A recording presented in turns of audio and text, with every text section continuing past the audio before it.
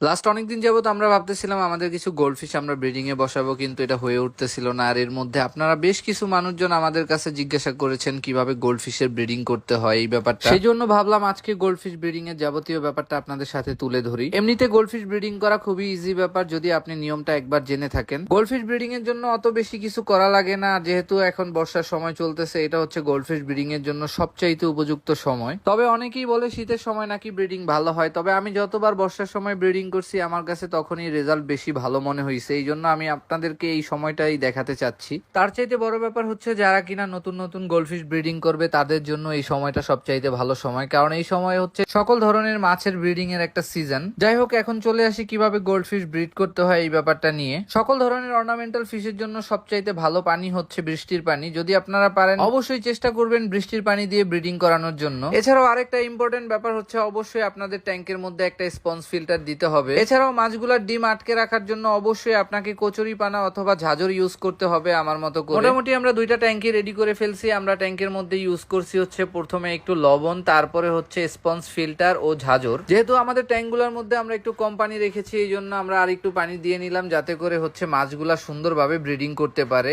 এরপরে আমরা ওই ট্যাঙ্কটার মধ্যে ঝাঁঝর দিয়ে দিছি। আপনারা অবশ্যই চাইলে কচুরি পানা ইউজ করতে পারবেন, তবে অবশ্যই চেষ্টা করবেন কচুরি পানাগুলো আনার পরে হচ্ছে ভালোভাবে লবণ দিয়ে ধুয়ে তারপরে দেওয়ার জন্য।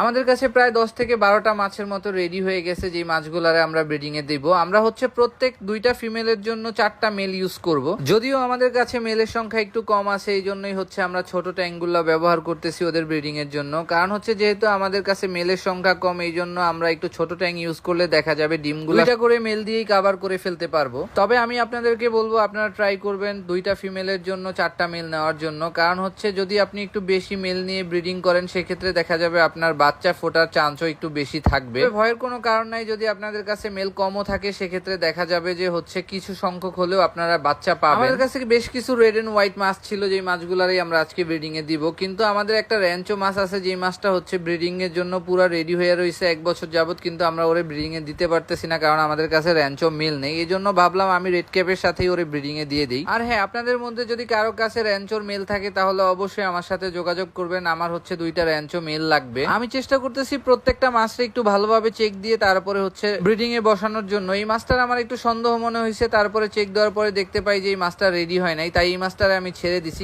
তবে আমাদের এই র্যাঞ্চো ফিমেলটা হচ্ছে পুরোপুরি লোড আছে। এই মাছটারে বসাইলে আশা করি খুব ভালো একটা রেজাল্ট আমরা পাবো ওর কাছ থেকে। তবে আমি বুঝতে পারতেছি না ও কি ওদের সাথে মেটিং করবে কিনা, তবে আমার মনে হচ্ছে ও মেটিং করবে। তো প্রসেসটা এরকমই ছিল। আশা করি ব্যাপারটা আপনারা খুব ভালোভাবে বুঝতে পারছেন। আর যদি কোনো ব্যাপারে আপনাদের প্রশ্ন থাকে তাহলে অবশ্যই জানাবেন। আশা করি আগামীকাল সকালের মধ্যে আমরা ওদের কাছ থেকে ডিম পেয়ে যাব। ডিম পাওয়ার পরে কি কি করতে হবে এই ব্যাপারগুলো ইনশাল্লাহ আমরা আগামী ভিডিওতে দেখাবো। ওই ভিডিওগুলো যদি আপনারা দেখতে চান তাহলে অবশ্যই আমাদের পেজটা ফলো দিয়ে আমাদের সাথে থাকবেন। আল্লাহ হাফেজ।